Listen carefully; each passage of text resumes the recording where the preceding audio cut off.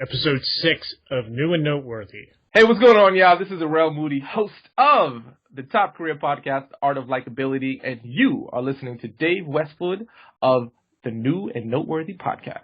Are you ready to experience the future?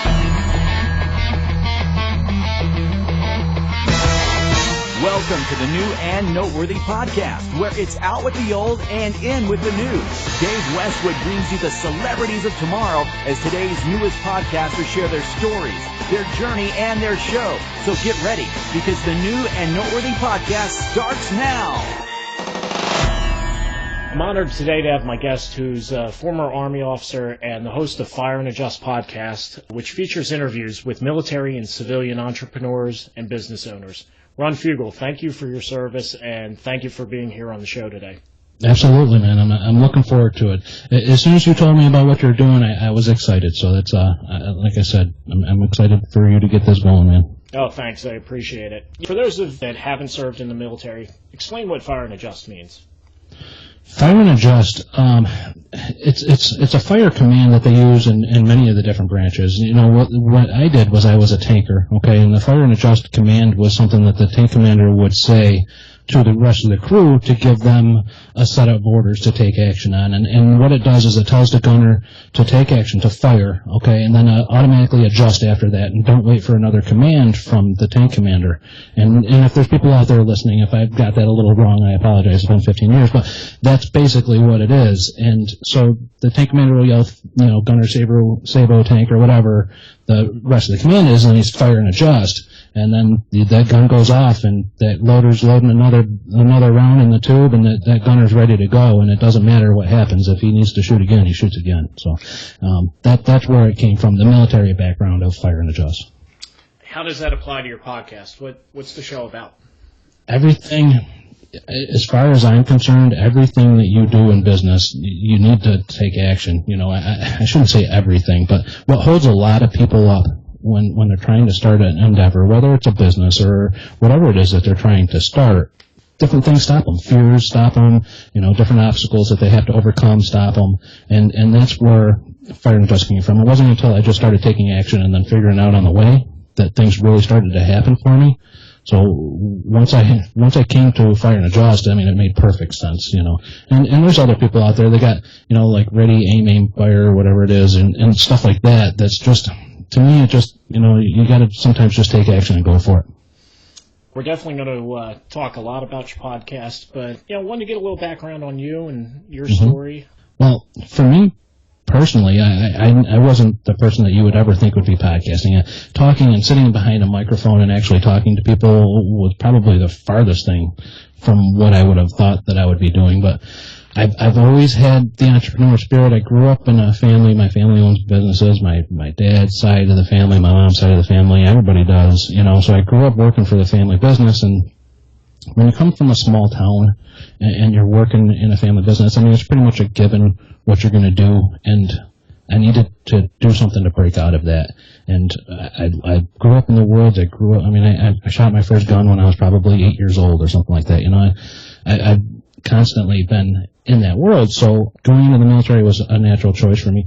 I had a couple uncles that were in, one in the Air Force and one in the Army, and I didn't even talk to them, and I just walked into the recruiter's office once I had made up my mind that I needed to get out of here, and said I want to be out of here before the snow flies. And literally the day I got on the plane in MEPS, it snowed that day, man, believe it or not. So And here is upstate New York, which is you're probably not far from where you were trying to get out of. Right, exactly. Yeah, Rochester, New York is where I'm from, and Buffalo's just like an hour away from here. So that's where we get on the plane, and your life changes from there. Gotcha.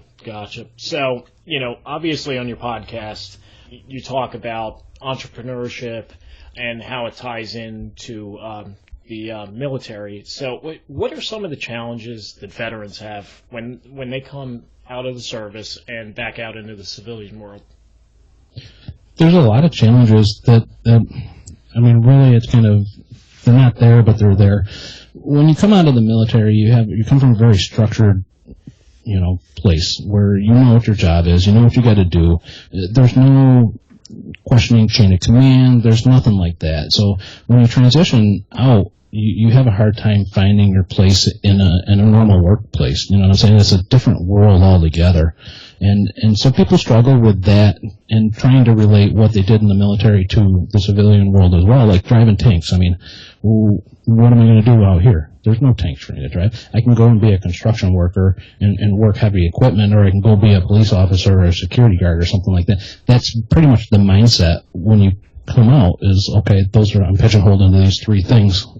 So what do you see a lot of people do? They either be correctional officers, or they'll go into the construction, or they'll go into that.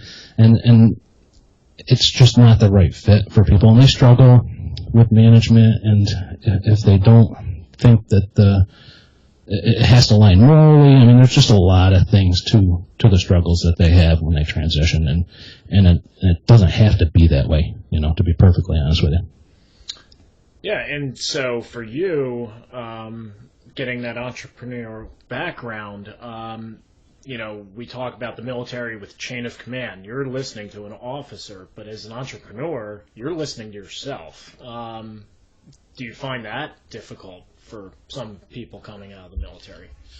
No, I don't actually. I think it's a natural fit for us once you get through all the gray area, because you're not trained just to follow orders in the military. You're given a set of orders, and you have a chain of command that you have to work within, but you have to, no matter what happens, you have to have that end goal. I mean, if your chain of command gets taken out, you still have to have that done. You know what I'm saying? Lives depend on it. So the management and end of that, when they're transitioning, it's a natural fit for these guys. It's just showing them the light. For a lot of them, they don't see it, but then you have the ones that do, that just go off and they take off, they do crazy things, like John Lee Dumas, for one, is out there, just amazing stuff that the guy does, Yeah, so how do some of those experiences, or I guess, what are some of the qualities that someone that's in the military possess when it comes to entrepreneurship that could really benefit them? Their drive is going to be something that they need to call on. A lot of their military training was, basic managerial training, managing a small team and getting that team to accomplish a task, and different ways of doing that. So once they relate that to, operating, like with me, I had an automotive background, so I went into dealerships and managing repair shops, and I liked it. I was good at it. I mean, it was an aggressive type of position where you're constantly on the move and you're constantly on the run, and so it fit well for me for 13, 14 years until I needed to do something different, But one of you got the leadership, the drive, the focus. They don't question authority unless it needs to be, and a lot of people are confused, and I don't understand why, when a veteran's resume is sitting in front of them, they just automatically assume there's going to be problems. And when I've interviewed and hired and fired hundreds of people, unfortunately, and I would have taken a veteran in a heartbeat because of a lot of that stuff. That I knew that what we call in the military, are you a point and shoot type of person, and that's what a lot of the military veterans are. You just give them a goal, you point them in that direction, and they're going to come back to you with that objective handled and done one way or another. And if there was a hiccup or a problem along the way, 99% of the times they'll handle it, and then you won't even know it unless you ask, but the job's done to a satisfactory level. So it's I guess I take it personal because I am a veteran, you know what I'm saying, and maybe I have a biased opinion on it. But it's frustrating to me. It really bothers me that perception of the military vets and stuff transitioning is out there like that. And for me, that was part of the reason why I started Fire and Adjust. I mean, there's many reasons why I want to talk to veterans and that community and highlight what they're doing and expose it to everybody. But, I mean, that's one of them, yeah. So, to your point, not everyone's necessarily cut out to be an entrepreneur. And there is this perception with regards to people in the military. How do you think a business person could benefit from hiring a veteran? What qualities do they possess that will make them a star employee? Just what I said right there. I mean, they're just point and shoot people, man. You give them a task, no matter what it is, they're going to get it accomplished. I don't really know I mean, I could go down a list of the BS things that they use for terminology and stuff like that can say, okay, they're objective orientated, they're, you know what I'm saying, many different things. But I mean, if you can take somebody and plug them into a position, and depending on where you're at, you're talking corporate or something like that, these guys make very good, like advertising and sales managers, and if they can take a team and manage a team, they're naturals at that. And whether they know it or not, they will become naturals at that, I think, and with the proper training and stuff. So I guess I'm kind of missing what your question is as far as exactly what they have to offer. But I mean, there's just, I could read you a bunch of different things from Forbes or Inc. magazine or something like that. But to be perfectly honest with you, that's just all fluff to be. You know what I'm saying? Everybody's got those talents. It's just, there's things that the veteran community offers that they're not looking at properly, and it's hard to, I guess I'm having a hard time right now explaining it for some reason. I'm normally very good at it. No problem. I know you did actually have a very specific list. I think it was like, 7 or 8 qualities, and I know punctuality was definitely one of the ones that you didn't mention that was on that list. That you'll never have to worry about them being late for work. Yeah. They're always on time. They're honest, loyal, self-starters, team players, natural leaders, respectful, and then I say the list goes on and on. I mean, it really does, to be perfectly honest with you. Most of your guests that you have on are veterans. However, you've had some guests like Chris Cerrone that haven't served in the military. What lessons can veterans learn from someone whose experience is completely with the civilian world? The people that I want to bring on, like the civilians and stuff like that I want to bring on are for several reasons. One, they're extremely talented in a specific field that I would like to present to the people out there trying to start their projects and stuff, And like Chris Cerrone and Scott Mulvaney and those guys that I brought on that weren't civilians or weren't military, they still had that fire and adjust mentality to where they're going to take action and figure it out along the way, which you don't find in a lot of people, at least I haven't. Most people are very reluctant to be told no, or they're worried that they're going to upset somebody, or they're not going to be perceived in a good way, but really that's what stops everybody, or not everybody, that's what stops a lot of people from getting where they want to with their project or their future or their business or whatever it is that they're trying to accomplish, whether it be school or anything, It's the overcoming fear thing and the taking action. Scott Mulvaney was a hotshot firefighter. I mean, he was fighting freaking fires in the middle of the woods. I mean, those people out there are doing extraordinary things as well, and then they're going and trying to start things to help other people also. So why not highlight them just the same as the veterans? Tell us about what was your biggest challenge to starting the podcast? Me personally, I was afraid to get behind the mic and talk like we are right now. I was worried about my inflection. I'm a soft speaker. I don't talk loud, you know what I'm saying? So I have to crank levels up and stuff like that. I accommodate for it. So that was the biggest thing. And the fear of who am I to interview these massively successful people, That was one of the goals, or one of the things I had to overcome as well, Those two things were the main. Being worried about getting behind the mic and wondering why it was me that should be interviewing and talking to these people. For those that have served in the military, how important is it for these people to kind of seek out those mentors and mastermind groups in order to be successful? I think it's extremely important. There's a lot of us out there in the veteran community that while we're serving, we're in a very close-knit family, okay? And then you transition and you're thrown out into this world, and usually you're given this packet, it's about an inch thick, to tell you, okay, thanks for your service, now go get a job, and that's about it. And then you're cut off from these people that you spent and fought with for the last 4 years, 8 years, or however long you were serving. And like when I transitioned, none of this stuff was around, man. Facebook, I don't even think was around. The internet was just kind of in fruition, it was just starting. And so I lost contact with a lot of those people, and we're starting to regain contact now with the new technology. But I think it's huge, especially for them getting out. They're going to feel a lot more comfortable being around like-minded people. You know what I'm saying? So for me, always having that entrepreneur bug, as soon as I got around other people in a similar area, that's when things really started moving for me. And now I'm involved in many military groups, and I just joined one the other day for tankers.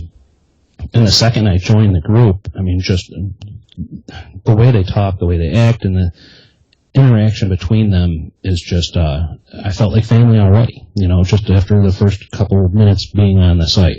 That's not something that you can find in a lot of places, and with the veteran community too, we've all been through some hell, and we have that respect for each other. So it's more of you have our respect until you lose it type of thing. You don't have to go through that trial area, but who is this person? Can I really trust them? Are they honorable? Are they moral? You know what I'm saying? That type of thing. So it's definitely a big thing for the veteran community, and I would encourage anybody out there, not just the veterans, to find a mentor, to find a group of people that are like-minded, and start just bouncing your ideas off of them. Get over the fear of putting yourself out there. I'm in a few groups where the groups are very active, you know what I'm saying? But the ones that are doing really good are the people that are taking part in it. You can't just sit back on lurk mode all the time and watch. You actually got to get in there and throw it out there and have maybe somebody's going to say they don't like your idea, or maybe somebody will say they love your idea. Maybe somebody will steal your damn idea. Who knows? But you're never going to get anywhere if you just keep it all bottled up. I think social media definitely makes it a lot easier for people to kind of put themselves out there. Do you find that for veterans it's more difficult to kind of do that than someone who's a civilian? Initially, I think at first it might be, just because it's a new thing for them, and maybe I'm wrong, maybe I'm just old, and it's, you know what I'm saying? The new generation, this is all, I mean, my daughter's 5 and she's running around with an iPad. She knows how to use the damn thing better than I do. It's insane, and she's already watching videos on YouTube and stuff like that. And to me, yeah, maybe if those things were around when I was 5, that technology, but so we're in that weird gray area right now where a lot of the population is still struggling with it, but a lot of the younger generation is taking the reins and just freaking going all out with it, and it's really cool to watch. So I do think it's difficult for the veterans at first, for some of them maybe, to get out there and kind of understand what Twitter is. I mean, Twitter is probably my favorite social media thing right now, and I'm still figuring it out, but it's an amazing platform, for building a community on a rapid basis, and being able to communicate quickly and not have to sit down and think about writing a 600-page post or word post. You know what I'm saying? You got 140 characters or whatever to work with, so you can get your idea out there, and but the only difference is too, you're going to get turned down a lot quicker if it's a bad idea, but. So it's a struggle for them, I think, but it's not. There's a lot more military communities out there that I'm finding now that I'm looking. But so that's, I think, the biggest thing is they have to actually get out there and start looking and trying to find these groups and trying to get involved. It's not going to land in your lap, you know what I'm saying, type of thing. Obviously, it is important for them to take that first step. And, kind of as you alluded to earlier, when they're getting out of the service, they're getting a packet and sent on their way. What are some of the challenges where, they don't know where to turn? What are some of the benefits and resources available to veterans that they might not know about? The VA is one, and I don't know why a lot of us don't use it. I've been out for 14 years, like I said, and 13, 14 years, whatever it is, and I just started going to the VA and asking for assistance, and it's completely changed my world upside down, to be perfectly honest with you. I'm now, medically going through them for most of my medical needs and stuff. There's a bunch of I bought my house through the VA loan, and now I'm going back to school, which, that to me is blowing my mind. So I'm actually going to be going back to school for something that's useful, and something that I can use for my business and what I want to build out here in the future. So. I mean, there's lots of resources out there. I mean, just to like name a few, depending on what you're looking for. If you're looking for like the business type of stuff, you know, you can go to, there are different communities for veterans specifically, just for training, like, you go the Entrepreneur Boot Camp for Veterans with Disabilities, the EBV, which is one that I own, that they have at several different places around the country. In Syracuse, New York is one of them, and that's kind of where it started. So that's like one big one there. And just the VA, reaching out to the VA, and actually you have to pick up the phone and call them and tell them what you're trying to do. And generally, they'll point you in the right direction if you're not talking to the right people. You know, so it's not easy. And one of the things I want to do, and I'm working on putting together, is a resource section just for that. You know, so, you know, people will be able to go to fireandadjust.com and actually look at the Veterans Resource page and say, okay, you know, on there right now I have Patriot Boot Camp, Veterans Forward, the EBV, Natural Veteran-Owned Business Association, and then I'm going to start bringing in some of the other really cool resources that the veterans are starting for the veteran community, you know, like the Project Sanctuary and Operation Homefront and different things like that, you know, that's just absolutely amazing. There's a lot of not so pretty things that happen with the veterans that we don't like to talk about too much with. You know, you got the suicide rate that's going through the roof. You know, I just interviewed a company that puts on events for the kids that lost their parents who were soldiers. You know what I'm saying? That's not something that people talk about very often, but these guys go off to war, they lose their life for us, and we forget about their freaking wives and families that are home. And what happens, they get sent off on their way. You know what I'm saying? These kids get sent back home to wherever their other parents grew up usually, and sadly, they're pretty much forgotten about, which sucks. It's not cool, you know? Right. So, you know, different resources like that out there for a lot of people, and I want to start building a community around that and making it a little easier to find. And I'm not the only one out there that realizes that this is an issue. You know, you got other veteran podcasters that are starting to do the same thing, and so it'd be really exciting to see what happens in the next year or two. I think it's going to get a lot easier for people to find the resources that are out there than it has been. So. You know, it is much easier for that. So you kind of stole my thunder, because I was going to mention about many of the resources on your website and how you are trying to build that community that is kind of lacking, and kind of make it a one-stop shop. If there's anything else that you can kind of tell us about the community side of it. I know you mentioned a lot of the resources. Mm-hmm. The community portion of it is to me, once you actually start interacting with these people, it's amazing. The people the veterans out there that have businesses are more than willing to help out, especially other veterans, and they always say that I'm more than happy to help out other veterans. They just need to come and ask. So I think the main hurdle that we're going to have with building the community is getting the people to get involved, because I mean, it's hard to say that because you and I are in this world, you know what I'm saying? So it's a little different for us when we're looking at it. It's more of a norm for us to jump in a group and start interacting, or to ask questions, I guess, and to ask for feedback and look for feedback, where people that haven't been involved in this, it's a little bit of a different situation for them. So I'm working on building a community on Facebook and communities in different areas of social media for that purpose as well. You know, if I can get a bunch of us together, I think it'd be scary as hell if I could get a bunch of veteran entrepreneurs together in one group. What we could actually do and accomplish would just be unbelievable, you know. And so that's one of my things that I want to put together as well. As far as the communities that are out there right now, everything that I'm finding is on Facebook, you know, so far.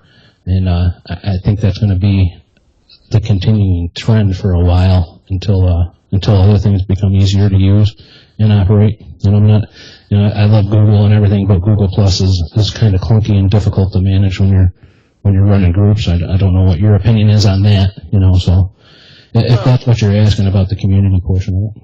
When you say about that, and I do agree. I don't use Google Plus. I mean, from a SEO standpoint, I know they say that is absolutely the way to go. But if you're talking about community and groups, kind of have to fish where the fish are. Right. Pretty much everybody's on Facebook. They offer that platform, so it kind of seems like a natural fit. And obviously, with Facebook, you can kind of put a face to a name, click on their profile, and you do kind of know a little bit more about them. Yeah. With regards to your podcast, I've been doing it for a little bit now. What's your biggest thrill to date? My biggest thrill to date is I'm still here. That's I made it past those 7 episodes. I'm absolutely love doing this, man. I don't know how you're enjoying yours so far, but it's becoming something that I look forward to, especially when I know that I'm going to get to talk to somebody that's like-minded, that's just doing really cool things, and hear how they got there, and hear the journey that they took and the struggles that they overcame, and just highlight those for other people so they realize that, that the guy out there that's running the multiple 6-figure businesses ain't no different than you and I. You know what I'm saying? The only difference is they took action and they're a little bit further down in the time lane than you and I might be right now. So that's what I'm liking the most about it. And I get to talk to cool people like, Miley YC, who's a breast cancer survivor, and is just amazingly inspirational. And then I got to talk to Rob Bates, who's an artist, combat artist. He served like two tours, and then the guy freaking goes back as a civilian to start sketching out and drawing, the things that are going on over there. I mean, that's really cool stuff, man. Those people are doing amazing things, and they're putting other people and their objectives and their goals first. Even if they're putting their lives on the line. So that's what I like most about the podcasting, and if I don't make a penny from it down the road, and I still get to talk to all these people and highlight and it helps people out, then so be it. I'll be a happy guy. Right, and I know you kind of asked me about it, and normally I don't generally talk about myself, but I would have to agree with you in that from where I get to interview people, I'm interviewing people from all walks of life, all different experiences, and having the chance to talk to people that normal world I would probably never get to meet and never get to interact with. Obviously, giving them the platform to kind of share their story, people, was definitely a reward in and of itself. I think not to jump off subject or anything, but I think a big struggle for a lot of the people when they transition out of the military is they look for something to fill that void that serving filled, okay? And it's hard to find that.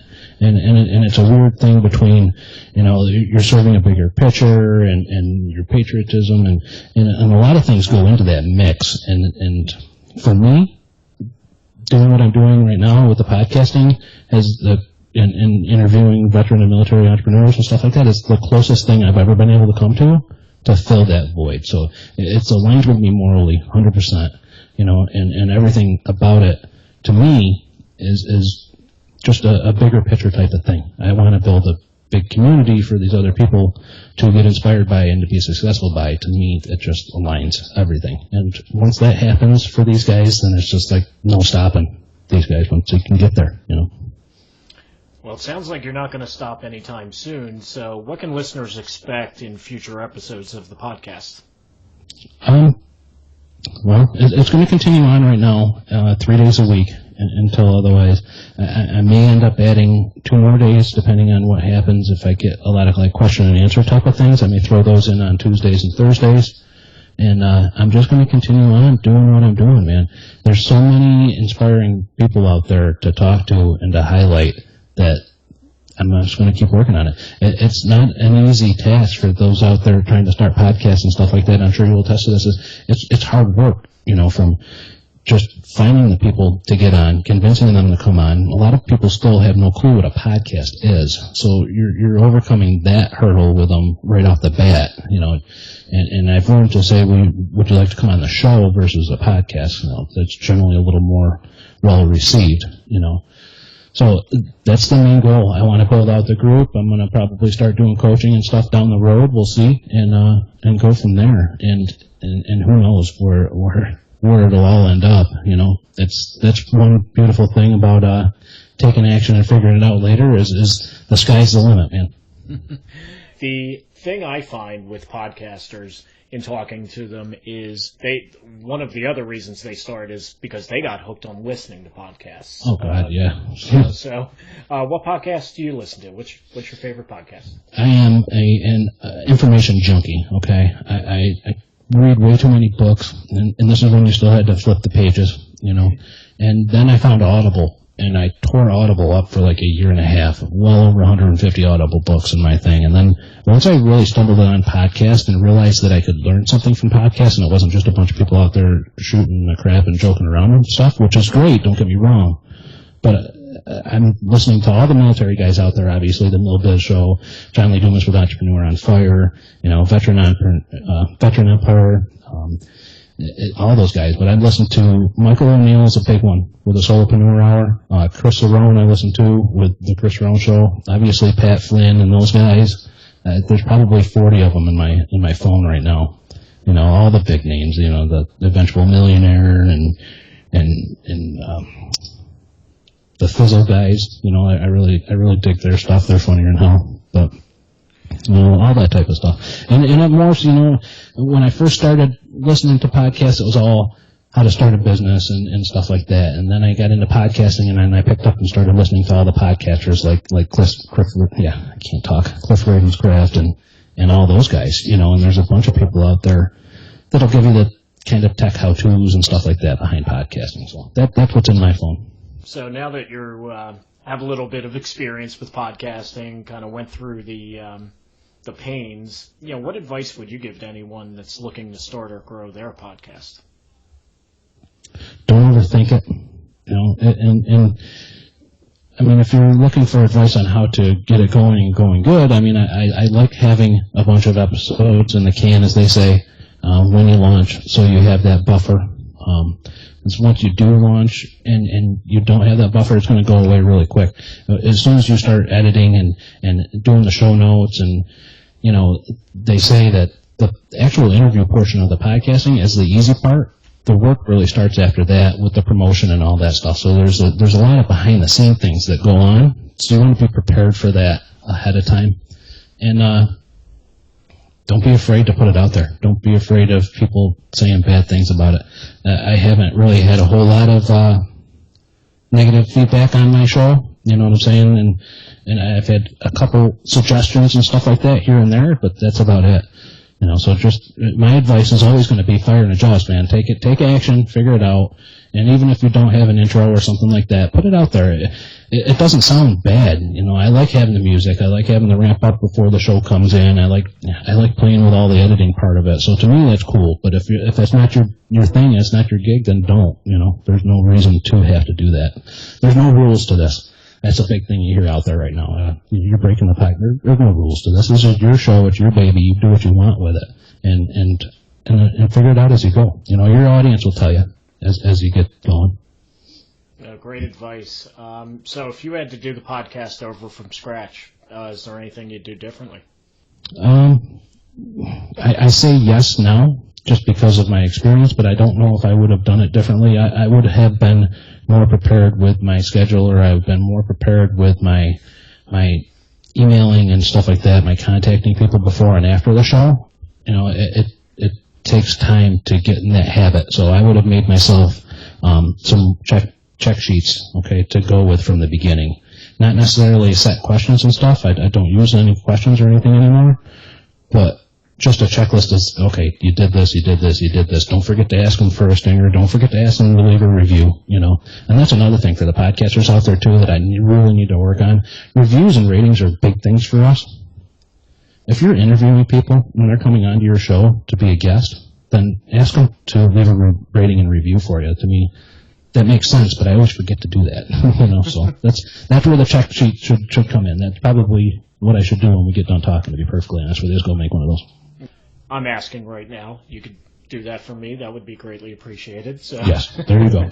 See, At least if you had a fun time. If you didn't have a fun time today, then don't worry about that review thing. Oh, absolutely. And I mean, I think all reviews help. I guess I don't know bad ones, but you know what I'm saying? You can't be afraid to ask, though, either. You got to say, yeah, it is what it is. If it's bad, then I'll fix it, and you just address it. There you go. Well, fire and adjust, right? Tell us something, now that you've kind of put yourself out there and people are getting to know you, that your listeners probably don't know about you already. I shaved all my hair off the other day. There. That's one thing. I mean, and I'm going back to school. I think I mentioned it earlier in the show. Not a lot of people realize that I'm going to be going back to college full time here. So congratulations. So it'll be a fun journey for me. Trust me. So Ron, where can people connect with you? Fireandadjust.com is where everything is headquartered. You know what I'm saying? If they go to fireandadjust.com/contact, they can get me through email, Google Plus, Facebook, Twitter, you name it. I'm on there on that page. So that's where I like to send people. Fireandadjust/contact. Fireandadjust.com/contact, sorry. Ron Fugle, Fire and Adjust. Give him a listen. Very entertaining show. Ron, thanks very much for being on the show today. Absolutely, man. I appreciate it, Dave. New and Noteworthy is brought to you by... Do you want a new logo, website, t-shirt, or print design for your business? 99 Designs helps you host a design contest where a crowd of graphic designers compete to give you a design you love or your money back. Go to newandnoteworthy.net/99designs or click the 99 Designs banner on our website to learn more. You've been listening to New and Noteworthy. To get show notes for today's episode, along with other great resources, go to newandnoteworthy.net. You can also connect with the show at the New and Noteworthy page on Facebook or follow Dave on Twitter at Q Westwood. And if you like today's episode, don't forget to subscribe to the show and leave a review on iTunes or Stitcher.